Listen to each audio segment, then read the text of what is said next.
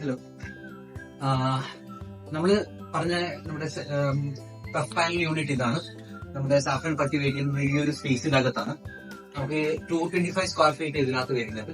225 square feet അറൌണ്ടിലേക്ക് വരുന്നത് puff പാനലാണ് material. നമുക്ക് puff panel material use ചെയ്യാം, അതല്ലാണ്ട് വേറെ രീതിയിലുള്ള മെറ്റീരിയൽ നമുക്ക് യൂസ് ചെയ്യാൻ പറ്റും. അപ്പൊ ഇതിന്റെ മെറ്റീരിയൽ ഒന്ന് ഇൻസുലേറ്റിംഗ് ആയിട്ടുള്ള ഒരു പ്രോപ്പർട്ടി ഉള്ള ഒരു പാനലാണിത്. അപ്പൊ അതിന്റെ പാനൽ കാണിക്കുകയാണെങ്കിൽ ഞാൻ കാണിച്ചുതരാം.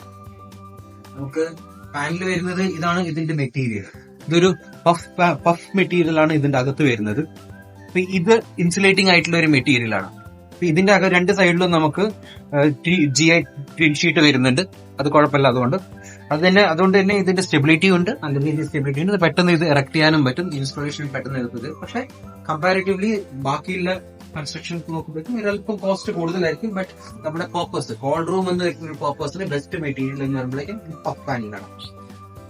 അപ്പൊ നമുക്ക് ഈ ഒരു റൂമിന്റെ അകത്ത് പോയി നോക്കാം, ബാക്കിയുള്ള കാര്യങ്ങൾ എന്തൊക്കെ സെറ്റപ്പ് ഉണ്ട് നമുക്കൊന്ന് പോയി നോക്കാം.